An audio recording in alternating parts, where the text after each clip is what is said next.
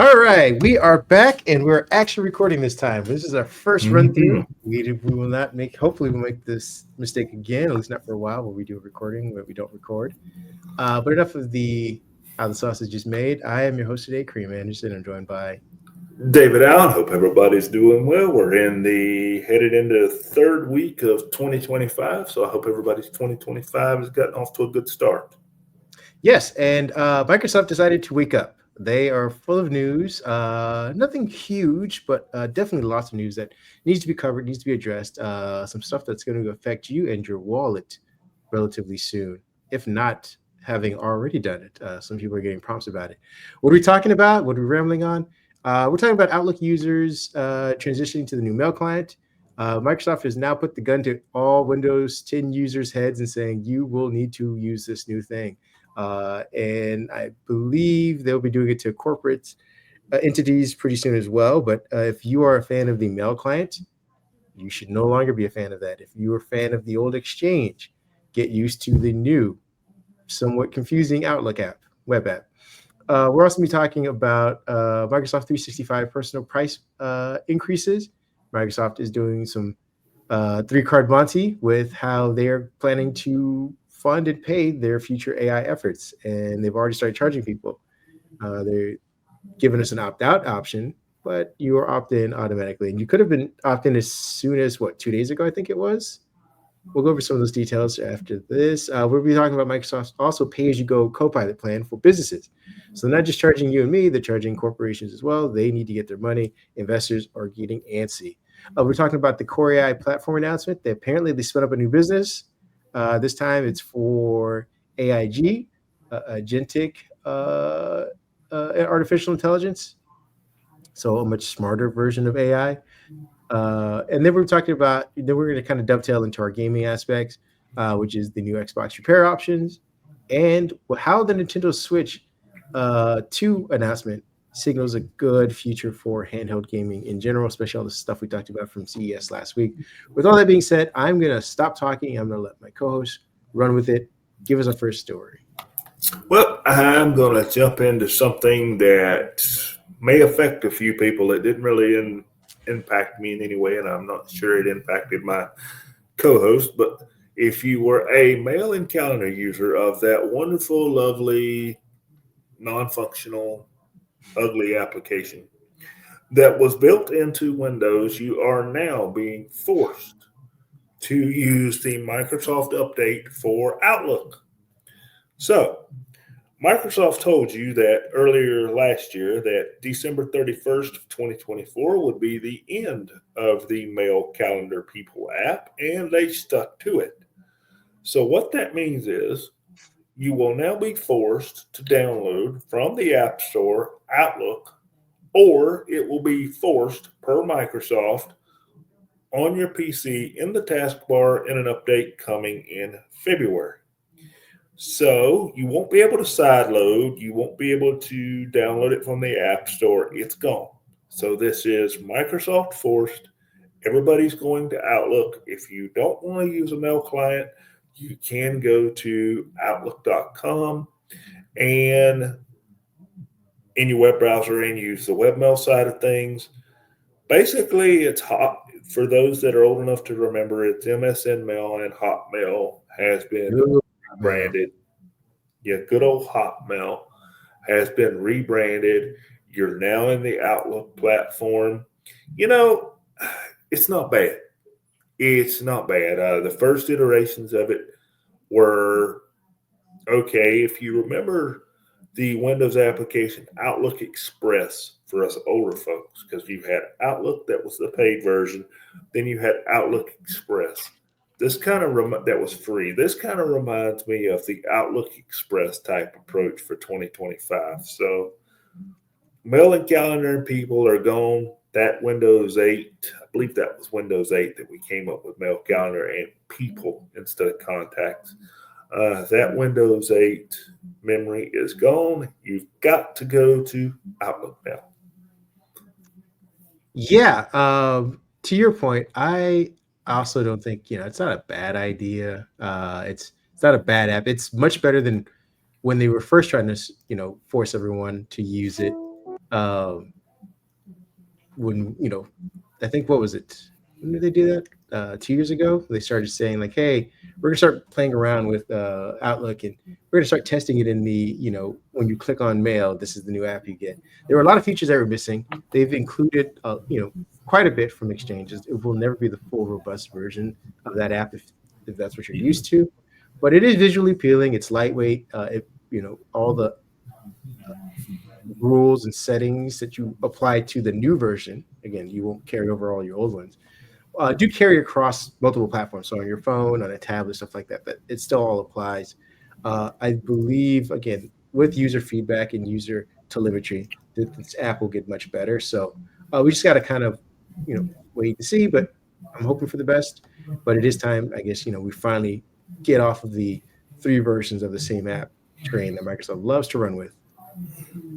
Well, With that, I think a lot of people, it just in my daily work, when you buy the new PC or you bought the new PC and you signed in to your Windows 8 or even some of your Windows 10 PCs, it automatically dropped your mail account in the Mail and People app, and people get addicted to this is what I use, this is my mail app. And I think for the 10 or 15 people out there, it's hard to realize, okay, yeah. I've got to find a new way to mail you. It's kind of those daily habits.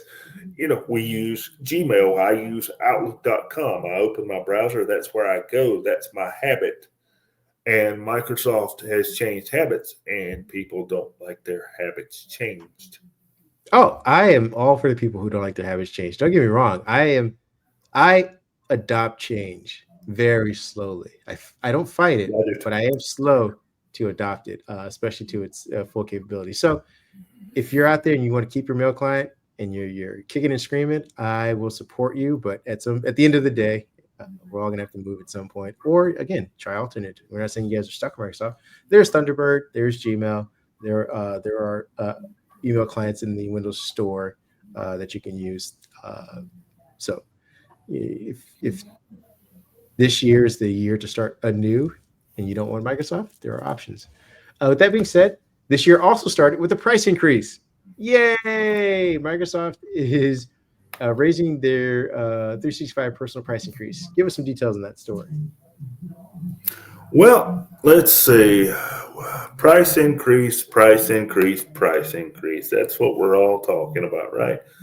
Well, Microsoft has decided it's time to pay for some AI.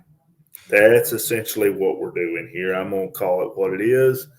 But a couple months ago, Microsoft had raised the price for the Microsoft subscription for this is the consumer version where you got Word, Excel, I think you got PowerPoint thrown in there. So you're looking at prices being from $99 to $129 where they had been from $69 to $99. I know everything goes up by $3 a month according to Microsoft. The $69 a year was the home, that was the personal, excuse me. The $99 a year was the home. Prices go up $3 a month, with new prices being between $99.99 and $129.99. So essentially, Microsoft has decided to add basic Copilot to these, and you can actually go in and use Copilot for some of your basic functions. Now, notice what I don't like about this, it's not an opt in choice. There's not a way to, hey, let's give users this opportunity. No, you've kind of got Copilot built in, and you're kind of going to pay for it whether you use it or not. I know we talked about this off mic a little bit. I know my esteemed co host was much like myself, did not care for it. So I'll let him kind of throw in his 2 cents. Yeah, we always want to side with the user, and the user needs options. They need options for protecting their data. They need options for, when we talk about employment, being able to kind of leave your job and not have to worry about your insurance. It's always the option for the user, for customer, for the everyday person. That's us. In this instance, we needed an option to opt into Copilot. We talk about it constantly. If you're listening to this podcast, you probably have encountered Copilot or AI of some sort, ChatGPT, Gemini, whatnot. So you're abreast about it. I think for the majority of people, though, they aren't. A lot of people updated their Windows devices, saw the new icon, and just hover over it or skip it. They don't know how to remove it, but they don't use it. And now you're starting to charge them when you didn't give them the option up front. You didn't say, "Hey, guess what? Uh, Microsoft Office is about to go up 11." Even Disney does this. Even when they're about to make their price increase, they give you the full warning saying, "Hey, prices are increasing."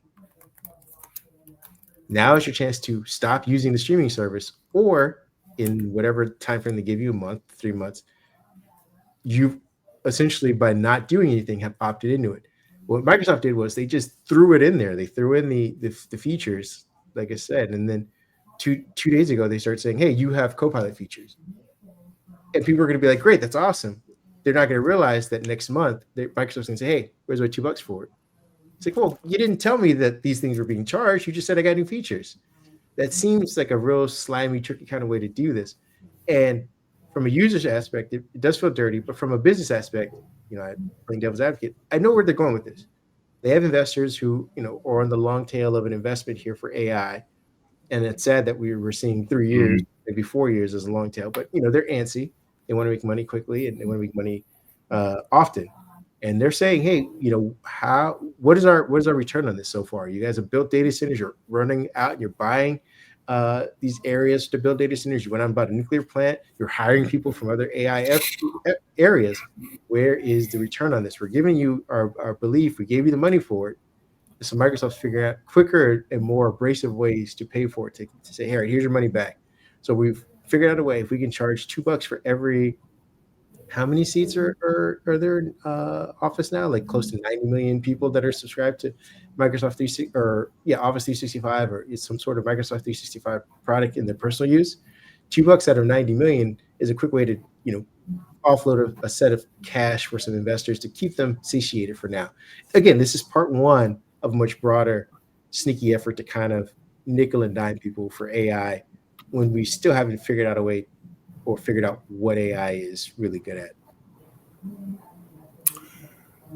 That's part of the problem. I don't know that, I've said this on previous podcasts, I don't know that consumers really care about AI yet. I just, we see it in our daily workflows. We know what it is. We know when to turn to it. But there's not been this one thing that says AI can do this and can make your life better, and makes that consumer where they want to get up, or even the small business, and make that consumer want to get up and say, "Hey, I've got to use AI today. I've got to get in here and let AI do this for me," because it makes such a big difference in our workflow. That's what concerns me in terms of investors getting what they want out of it. I don't see the whiz bang feature that says I'm going to pay for Copilot, because guess what? Gemini does the same thing. ChatGPT does the same thing. And for better or worse, there's enough, and this is bad for me to say, you can do enough free with AI right now to get what most consumers want out of it. So there's not a reason to pay for it. But if you lock it down, then you've got to tell that consumer or that small business why they should give you that money. So it's a catch-22 situation as far as getting AI paid for, I'm afraid. And I'm not sure where it ends up. That's a good question. And we probably won't get the answer today, but we can at least move on to our next story, which might give us a hint as to where they're going with this. Our next one is Microsoft has a Pay-as-You-Go Copilot Plan. And that isn't a euphemism. That is basically what they're calling it. Their newest plan was an expansion of their AI services, i.e. the Copilot platform. Microsoft is basically it's called Microsoft 365 Copilot Chat, and it's designed to provide a seamless and secure AI chat experience for commercial customers. It's powered by their partners over at OpenAI. Their your GPT 4o, which I believe is the second newest of the language models. And this chat service will allow users to perform a variety of tasks from market research to document analysis, all within a single platform. So if you're a business person, you don't need to kind of fumble around with the various dedicated apps that have Copilot embedded in them. You can do it all from this specific application. The integration of AI agents into the chat experience enables users to automate repetitive tasks and streamline business processes.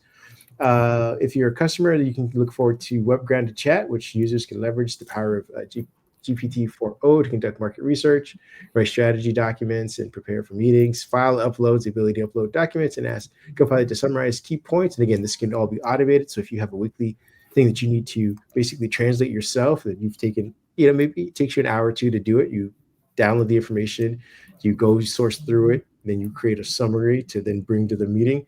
This can now be automated, which is amazing. And I don't know which apps or services support this file upload so far, but it is an option. There's also Copilot Pages, which is a real-time collaboration on content with AI and human input. So you, me, and an AI can get together and create this podcast, gives ourselves some show notes, and we can talk back and forth, me and you, and then we can talk to the AI as though we're a person in the meeting who is writing down everything we say. There's agents that use natural language to automate tasks and provide real-time information. And then there's Copilot Control System, which is enterprise data protection agent management, and usage governance to ensure data privacy and security. Uh, these are all great. I'm surprised that these weren't announced earlier, but with the introduction of the Copilot Chat, organizations can now scale their AI transformations and make use of all of the data that they have stored in, apps like Teams, Outlook, Word, Excel, and PowerPoint. What we don't know so far about that, though, is what the actual price will be. Right now, uh, Copilot Chat operates as a pay-as-you-go model, with each message you send costing a penny. But don't be send costing a penny, but don't be fooled by the seemingly low price. If you want to fetch information from your proprietary files, or if depending on who supports this file upload system, that could set you back 30 messages. We don't know what I guess 30 pennies, so to speak, if each message is a penny, or per response. And if you decide to unleash the agent to perform tasks on your behalf, that's another 25 messages per action. So if you start to automate stuff, so if you automate something and you automate from a specific area or file system, that's already 50 messages. If they equate to 1 penny per message, that's 50 cents so far, just to do that specific task. And if you have to do it every day, that can start to add up. So again, while it seems like a penny is not very much, it could be crushing for anybody that's in a small to medium business, depending on what they're automating and where they're automating from. Customers can get started with either the free or paid experience of the Microsoft 365 Copilot app and the chat. And they have to go to m365copilot.com in order to start trying this out. If you're a system admin and you want to kind of try it out, you can go there. I'm sure they can talk with the salesperson and get a sweet deal. But again, the way I see it, it's just a clever strategy for Microsoft to basically recoup even more from their heavy AI. So now they're charging personal Microsoft 365 accounts, and they're going to start trying to nickel and dime people for automated AI efforts. What are your thoughts on that? We need some background. I'm not sure if you got that. Maybe there's like a TV on or something, or is that me? I think it's that might be you. I don't hear anything in my background. Okay. It's getting confusing. Just we cover this daily, and just looking at the headlines that we get and writing the stories, sometimes even I get confused because I'm like, didn't we just write about this? And it seems like there's another twist to Copilot. There's this version, there's this model, there's this version with this combo. And I get it. Microsoft is coming up with ways to enhance AI. Like you said, the two of us could get together with the AI agent here and create the podcast maybe.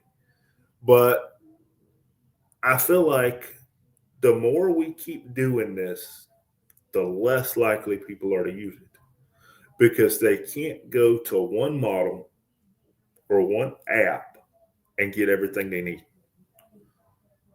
And I feel like when people are putting more work to get to what they need in 2025, the less they are to use it. I mean, I'll give you a prime example. Copilot is on my taskbar. It's on my taskbar for every Windows PC that I have. Microsoft puts it there for me. I have a Gemini subscription. That requires me to go to the Gemini website and give them my query or whatever I need. But because Copilot is on the taskbar, Copilot gets used 99% of the time. It's right there. It's accessible. So unless Microsoft wants to come up with a way of rebranding this Copilot app for a third time and say, click on the Copilot app, pick what you want, ask your query, I feel like people are going to start turning away from it because it's not easy to get to all of these varieties of Copilot from your desktop. People aren't going to jump through browser windows, sign-in windows, terms of service agreements. Does it need to be under my work account? Does it need to be under my personal account? I think if Microsoft wants to make the money and see this succeed in their wide ecosystem of Office 365 and Copilot and Azure and everything that's involved, we've got to come up with a way to make this stuff easier to get to. Then you might see people use the Pay-as-You-Go. You might see parents use Pay-as-You-Go for homework help, for example, solving equations for their kids' homework. You might see a parent use that, but until we make this more obvious, I don't think we're going to get there. All right, and I think you're on the right track of a very consumer minded version of this. I will argue though that Microsoft is trying to delineate between consumer and commercial, and they know commercial is where most of their money is going to come from. The fact that they're charging us $1, $2, whatever for Office 365 with all these Copilot features is an added bonus for them.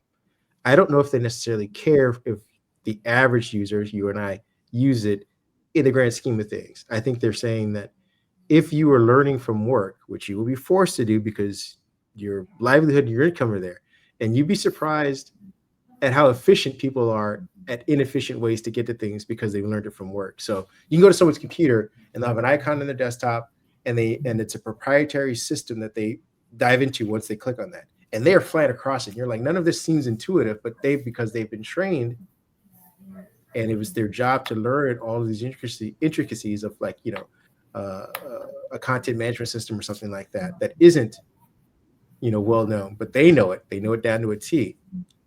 I think that's where this usage of Copilot comes from. They will be trained on how to use this, and they will fly about, from Copilot Chat to Copilot in Azure to Copilot in Power BI. And again, I think Copilot Chat is supposed to bring all this stuff together. I think it's the idea for that to make it a little more streamlined. But it will be much different than when they get home and they see the Copilot button on the taskbar and they're just like, hey, I need a recipe for, cheddar mac and cheese or white cheddar mac and cheese for my kids tonight that only uses 4 ingredients. That's a little different than when they go to work and they're like, all right, well, I am in my office. I am in my dedicated, workspace and setup, and I need to use Copilot to summarize this report, to,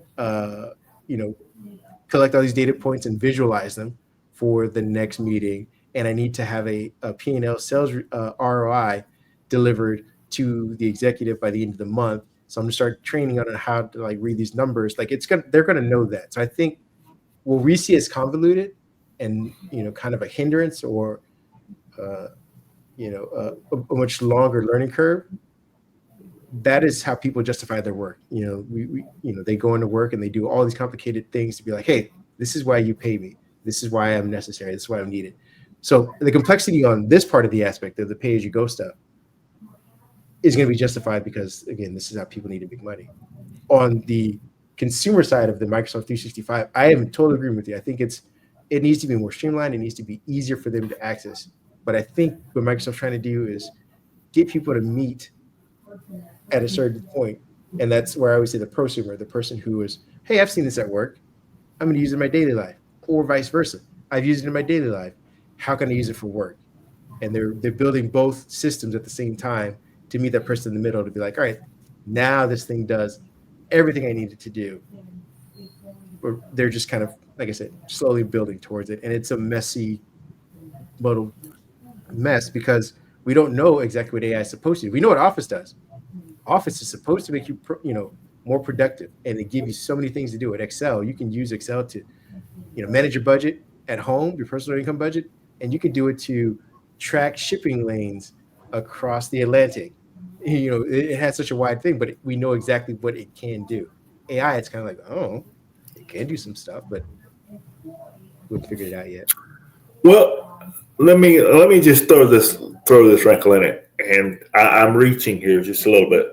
How do we get to where people don't have to buy 2 AI plans? Aha! That is a good question, and I think we've been saying it for years, and I'm going to keep saying it until I'm proven right or I'm proven wrong, and Microsoft goes out of business. But Microsoft will have a Microsoft 365 subscription for these things in specific that will have all of this stuff included. And what you will do is you will pay for the level of features you want from these things. So right now, there's Microsoft 365 for business, there's Microsoft 365 for personal, Office 365 for personal, and stuff like that. I think you're going to get Microsoft 365, and the $30 tier offers you all of these features. The $45 tier offers you all of these features plus business stuff. The $60 tier offers you all of these features plus admin enterprise level stuff. I think that's where we're going to get to, and I think it's the closest we'll ever get to that one thing that you subscribe to and use. If I had to guess. Money. Speaking of which, Microsoft is shelling out even more money because they decided, hey, we don't have enough businesses and employees as is. Let's just hire and redo a new business strategy. This one is called Core AI Platform. They announced it this week. It's basically a lot of tech jargon for a new platform and tool section within the Microsoft business that's supposed to do, quote unquote, more AI. But it's supposed to make it more streamlined. So what is Core AI all about? If you felt the current AI tools were just too simple and intuitive, if you're not, Core AI is here to complicate things just a little bit more. It's a suite of AI tools that promise to do everything from transforming industries to cooking your breakfast. Hyperbole. But according to Microsoft, Core AI is all about empowering developers, data scientists, and businesses. So again, this isn't necessarily what we were talking about as far as the everyday person, but it could be, depending on how creative and clever you are. They've been languishing with the same tools beforehand, but what they're trying to do now is that, and I think Microsoft CEO Satya Nadella made clear, that Core AI is focused on building agentic applications with memory, entitlements, and action spaces. It will also leverage the future language models. Quote, this new division will bring together dev AI platform and some key teams from the office of CTO. AI supercomputers, AI agentic runtimes, and engineering thrive with the mission to build the end-to-end Copilot and AI stack for both our first-party and third-party customers to build and run AI apps and agents. The group will also build out GitHub, Copilot, thus having a tight feedback loop between the leading AI first product and the AI platforms to motivate the stack and its roadmap. The announcement is peppered with a bunch of innovation, buzzwords, things like that. But Microsoft CTO, in his infinite wisdom, claims that Core AI will bridge the gap between ambition and achievement because none of that makes any sense or matters, but he likes using big words. It should be noted that Core AI is a much farther reaching goal than Microsoft's current AI efforts because, again, it's targeting AIG, For those of you who don't know what that means, it refers to an AI system that can autonomously set goals, plans, and execute tasks without constant human oversight. So we were just talking about Copilot Chat and how that's moving into more automated systems, but you have to set those automated systems up. With AIG, basically, it's going to start, using machine learning and some other vectors to predict how you work, and then start automating a lot of the menial tasks, things that you do repetitively over and over by itself, and start executing those without you having to say, all right, I want this report on Fridays. It's going to say, all right, well, they meet every Friday. They brainstorm at 2 o'clock every afternoon from 2 to 3:30, and then someone sends out meeting notes at 4 o'clock. I'm going to just take that over, and all of a sudden, next Friday at 4 o'clock, your meeting notes are there, and it's full of all the data that you guys have proposed. Instead of you having to sit there and say, all right, produce me meeting notes, and you're sitting there at 3:59 hoping that it gets out at 4 o'clock. This thing will just start doing it. So anyway, the hierarchy system or the structure of this new business platform, in case you were looking for a potential fall guy, if this ever goes badly and you want someone to point the finger at, it is Jay Parikh, I believe, is in charge as the executive vice president of Core AI, with Eric Boyd, Jason Taylor, and Julia Louison and Tim Bozarath sharing various supporting roles, but they're basically the second tier and who they'll kind of report to. For anyone who's concerned about the ethical implications, Microsoft assures that Core AI is built with responsible AI principles, whatever that means. In summary, Core AI is, again, the latest attempt to convince, the not the average user, but developer, that they need to start utilizing AI even more. What are your thoughts on them opening up a new business for basically automated AI? I knew it was coming. I mean, for the geeks out there, this reminds me of a cron job on a server. And what a cron job is, it's a script that does various tasks each day at a certain time. You can depend on it. It's going to happen. And you kind of have to hope that nothing goes wrong and hope that the process ends correctly. Now, I think this is an evolution of AI. I think this is where we're going to where, okay, the way I see this is like a OneDrive. That's when you were saying this, I'm just telling you what come to my mind was like a OneDrive where, all the sales reports for the week get put in this place. Maybe it is your OneDrive account. And Core AI goes in there and summarizes that, and it's got everything for your meeting on Friday with the CEO of the company or the sales director or whoever it is you need to meet with. Now, great idea. Saves a lot of work. Probably going to cost some jobs along the way too. But the first time you get a major inaccuracy in that, it's done. Because the sales director is going to look at you and say, we can't take the risk of something else being wrong. These are our numbers. These are what we send to the government. These are what we send to the IRS. It's got to be correct. And there's a lot of pressure there on AI to be 100% correct. And you've got to remember, the data is not going to be structured the same for every query, every business, every customer. There's going to be something there that AI is going to screw up. So what are these high-level business executives willing to tolerate for inaccuracies to get good data? I like the concept. I like the example that you gave. But as you were giving it, that was the first thing that comes to my mind. You've got a large company. The sales folks are saving their stuff to OneDrive, and we've got this model in there that goes in their Core AI and structures all this together. You've got your business partners sitting at the big, nice round table, and you get to page 3 of the data and go, oh, crap. Something's wrong. Then you've got a problem.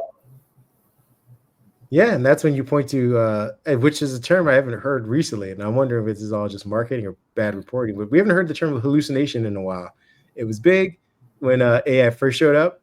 We haven't heard it since, and I don't know if it's a factor of them getting better or people just not now accepting it and not reporting it as new news. But to your point, uh, there's a reason why we've had humans kind of overlook a lot of this automated stuff still, while you have supervisors over automated machines to make sure, again, if the occasional snare does happen, that it can be easily or quickly fixed or addressed.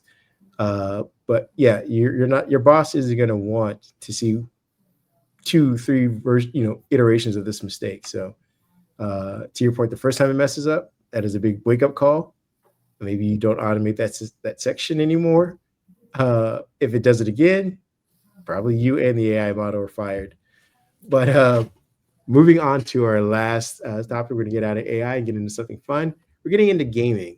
You want to tell us about the new Xbox repair options that people will be able to utilize? I I actually thought this was pretty interesting. I had never heard of such a service until this came across our desk, and we wrote a post about it. But Microsoft has been trying to become more environmentally friendly and reduce their environmental impact, and they hope to become a zero waste company and a water positive company by 2030. Part of that means they're changing and adding ways for you to repair your Xbox. So they've heard what gamers are saying. Look, we want to fix it ourselves. Some of us like to tinker. Some of us don't want to have to go through the repair process and be without our machines. We know what's wrong with it, or we have an idea of what's wrong with it. We just want to, take it somewhere and get it fixed, or go somewhere and get the parts. So starting January 20th, you break, let me make sure I get this right. You break iFix is an Assuron service. And if you don't know what Assuron is, think about your cell phone. That's where most of your cell phone insurance goes, to where, you drop your cell phone, you break the screen. Assuron is usually the company behind it that is fixing it. So you can take your Xbox to an Assuron location. They will fix your Xbox or provide you with the parts to fix it. Now, supposedly, there are 700 participating locations. Microsoft also mentioned that you can, which I thought was a little hilarious, that you can still take it to a Microsoft store and get it fixed. But I thought Microsoft closed all of I those think they have one in New York and one stores. in London. So if you can make it to those two locations, you're set. So I thought that was a little odd there. But if you're looking a way to quickly get your Xbox repaired, you break iFix from Assuron might be a good way to go. Now, do remember, I'll throw this in there. You can go to the Microsoft website and order your parts directly from Microsoft, and they will ship them to you. That is still an option. Those options have not been taken away. This is an option that has been added to your options to repair your Xbox. And we are all about options at this podcast. I'm gonna put our last one up because I feel like we're talking about this for a quick minute. And that is the Nintendo Switch 2 reveal. It's not a Microsoft specific story, but Finally, we're going to walk you through why it's important. We'll start off by kind of just going through the trailer itself. Uh, I want to get your thoughts. I don't know if you did you get a chance to see the trailer, I haven't seen the trailer, so I've ladies and seen gentlemen. bits We and have the pieces. first thing. Yeah. For those of you that are listening, basically imagine the original Switch. And what ends up happening is the parts break apart, and we get through this evolution. I've watched it, so I'll walk you through it. But it kind of shows visually what's going on with the Switch. It's a little bit thinner, not very much. They've widened some areas, and but the major difference in this new one is that it's much larger screen. I think they're going up from what were they at 8 inches before, closer to 10, I think it is this time around. The kickstand will remind you of the Surface. They instead of having the panel that goes across the entire back, that only goes into a few different um angles. This one is kind of I guess you could say like a hook almost essentially that goes along the bottom, but can go all the way down to close to 178, 180 degrees, close enough. They've changed the controllers. They no longer slide into place, but they are now pushed into place.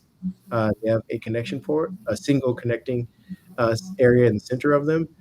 They seem to have a new button, it looks like.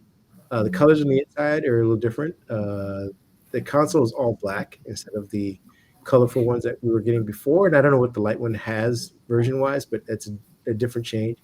It's also uh, basically symmetrical. The original Switch had this like gap at the top of the controller pads that was a little weird and offsetting for people. This new version kind of seamlessly goes across. So imagine at the end of the day, picture the was it the Asus ROG whatever, and Well, Nintendo is the Ally, right? yeah, the Asus handheld was the Ally. That's kind of what it looks like to me. Yeah, picture the Ally. Looks. I mean, it looks like the Steam Deck, the Ally, and the most recent Lenovo Legion. The reason why we brought this up and we were saying that it was tangential to Microsoft is because it, at least by the way that they're going, by the evolution of the Switch, which is great in concept, great in execution, it at least validates where a lot of these PC makers are going with their handhelds. They start off big and bulky. They're trying to slim them down. It looks like Nintendo start off slim and is making it a little bit bigger, not bulky, but bigger. I think they realized that the larger the screen, the more people are probably going to play, the easier it's going to be. But at the end of the day, the entire ordeal, the whole thing is that we're moving towards a more inclusive and more accessible gaming experience for a lot of people. And Microsoft and its partners seem to be on the right path, at least by judging by what Nintendo did with the evolution of this. What are your thoughts on that? I'm glad to see the Nintendo Switch too, and I'm going to be a Nintendo fan for a minute. An Atari was my first console. A Nintendo was my second. Um, Nintendo has always been a little accused of being a little late to the party, but I've always thought that they were late to a party with good results. Meaning that they have sat back and they have watched what gamers are doing. They've got a pulse for what gamers might want. Therefore, now they produce their product. So the Nintendo Switch 1 stayed around for a few years. Now we have the 2. People were curious if the 2 was ever coming. Now we have the announcement. We have the larger screen, the detachable controls, the Surface-like stand on the back. Nintendo's been paying attention. And I think that's what Nintendo is good at. I think that's why Nintendo is always as popular as they are. Because this is what they're good at. They don't throw darts at a wall and go, maybe this will succeed, maybe this doesn't. When they put out a device, I've not seen a Nintendo product not do very well. I mean, do you have one in mind? What you The got? Wii U. The Wii U didn't do very well. Yeah, yeah. Okay, the Wii U. That was the one with the screen, correct? Yeah, yes, Uh, sir. the the original Wii sold like hotcakes because I remember It was. going back and forth to GameStop trying to get one of those things, and finally did get one a year later.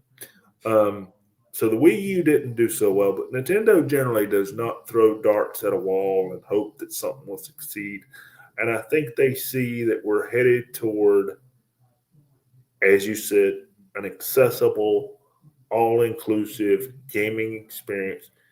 I won't take your next headline away from you, but the Nintendo Switch 2 is more powerful than the original by quite a bit.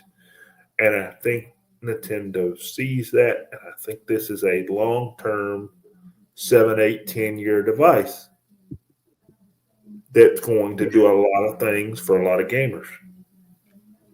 Yeah, the release date is sometime this year.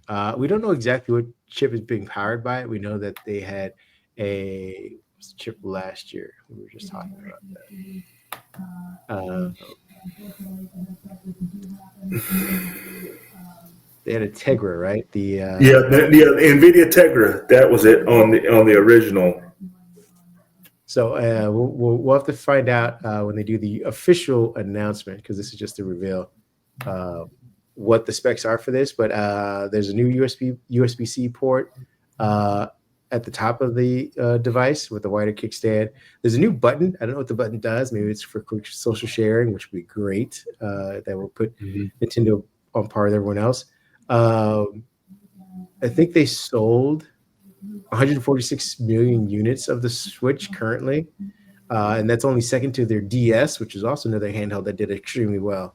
154 million for the DS. So I expect the Switch 2 to do just as well and keep going.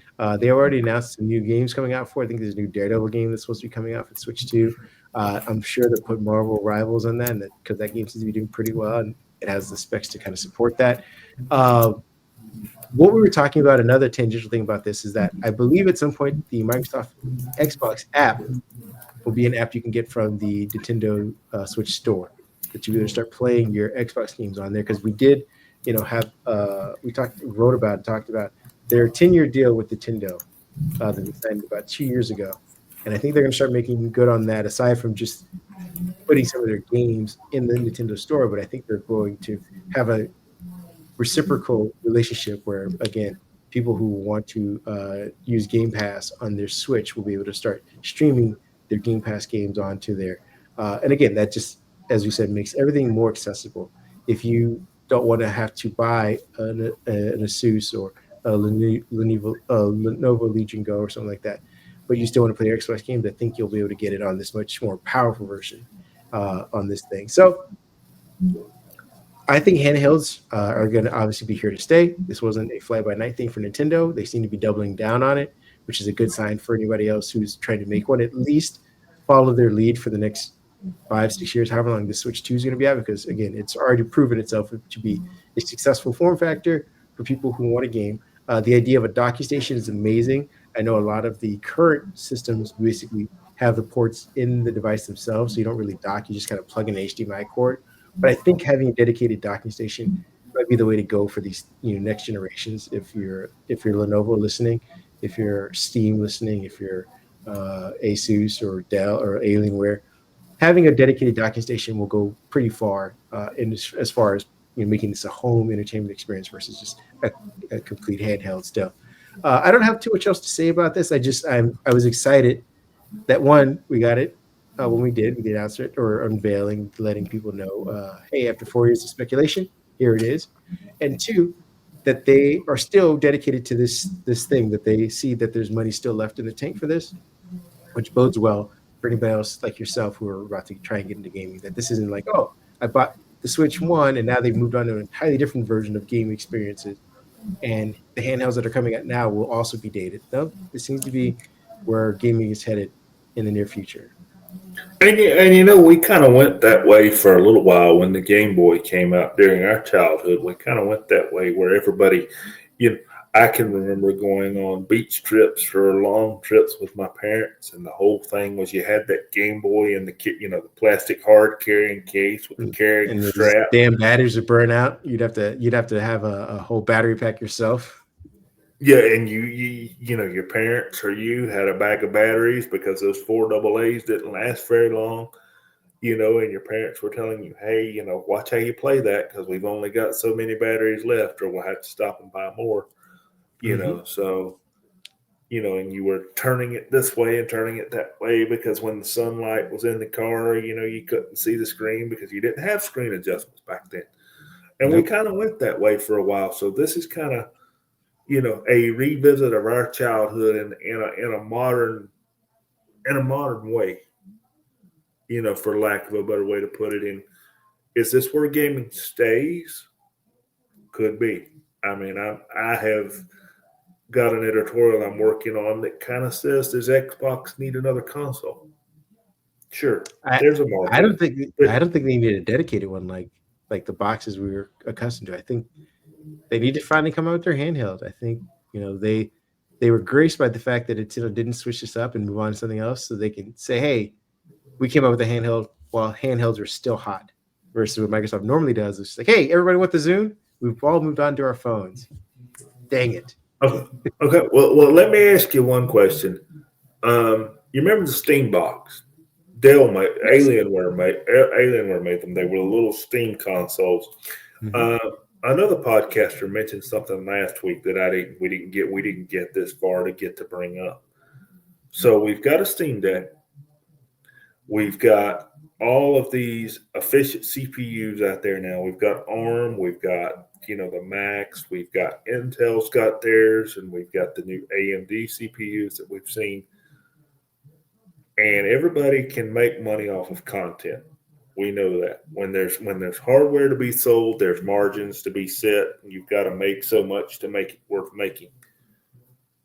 So when do we get to a point to where you buy one box, if there's going to be a console, where you buy one box and you get your Steam library, your Xbox games, your Nintendo Switch games, and everybody's got this one device that you hook to a television, and there everything is. Even your PC games, even your PC experiences for those that want the 4K 120 hertz experience. Are we getting to a point where you buy one box? If we're going to have a console, we've got one box, and everybody's software is available on it. Maybe Lenovo makes that box, maybe Dell makes that box, maybe HP makes that box, and I mean, these gaming companies are selling content and subscriptions. yeah, the short answer to your question is it's already here. Like you can do that with the Lenovo Legion Go. Like you can get Steam on there, you can get EA on there, you can get Riot on there, you can get all of your gaming platforms on that thing, plus Windows, plus your PC games, plus the Xbox app. And I was mentioning earlier, you just plug an HDMI cord into that.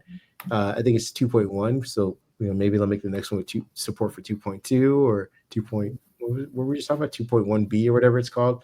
I think it's 2.1B is current, then 2.2. And you plug it straight into that thing. That is your one device. So again, if you wanted to set that thing up as a console and as a PC, you can do that. I would suggest it, but you can. It has Bluetooth, it has Wi-Fi, it has all of the connecting ports. So if you wanted to say, hey, let me put this 10-inch screen down on my desk, plug it into an ultra wide, and plug it in and connect the Bluetooth to it. That's your PC. You're playing PC games on that thing. It has a fan, it has the GPUs forward, so to speak. It doesn't have the battery life, but you're plugging it in anyway. And then you can hop around to the different platforms that you want to game on because again, they all support Windows. That is technically the reality. Now, is it elegant? No. No. Is it as easy as a console as far as the interface and user experience? No. But technically it's there. So we just need to refine it. And I think, again, just to go back to the beginning of your question, I think the refinement is the next 5 years. We get maybe a gaming authentication across these different platforms. Maybe it becomes your Google ID or your Microsoft ID or some form of email ID that bounces across all of them. They all need to work together to be like, hey, I've signed in once to this one. Now it applies to all the other ones. And I can just hop in between the different dedicated areas that I subscribe to play whichever games I'm playing them on. And that the interface itself is just that. It's just the grid of icons on the app stores that I play on. And then when I click into those app stores, they give me another grid of icons, the games that I play. And maybe, again, that's the next 5 years of that refinement. But technically, future is here now, my friend. And with that being said, it's here. We're just waiting to see what Microsoft is going to do with it. I would love to. Oh, as a side note, just a small headline. Microsoft lost, didn't lose, but basically the guy who helped co-create Surface with Panos Panay has gone to Amazon. So if you're wondering about how sleek the device is going to be, I'm a little bit worried now because most of the talent that went from the Surface device is at Amazon. Mm-hmm. So we'll see what this dedicated handheld looks like. It may just be as clunky as the Lenovo Legion Go, but I am waiting to see how Microsoft kind of hones its own experience onto these things. But I won't be waiting very, very long for me. Their partners are doing a great job. So they're unless you're just a fan like I am of Microsoft, there's no reason to wait. You can go out and get yourself a great experience currently. With that being said, run to your nearest Best Buy, we're ending the pod, so you can go do it. Where can people find you if they want to rave and rant about the next handheld? David PAJ 1978. I'm over on Blue Sky most of the time. That's where you can find me on X for as long as it's still here. I would prefer that you go find me on Blue Sky, or you can go to the contact page and send us a note on our website. We will pick that up as well. Speaking of websites, we just did an overhaul. We did a redo. We're going to get your guys' thoughts and ideas on that. And we're obviously making tweaks and constant changes to it. But let us know what you think of the new look. You can find me at Happy Hulk at Blue Sky. That is where I am most of these days. Exclusively almost. I do have an Instagram account at Kareem Anderson. I don't post very much there. I do have a Threads. I haven't posted as much there as well. But yeah, Happy Hulk at Blue Sky. I'd love to hear from you guys. Other than that, go have a great weekend. Enjoy the weather if you can. If not, enjoy the inside with a nice handheld. Talk to you guys soon. There you go. See you guys next week. Microsoft, you light our screens.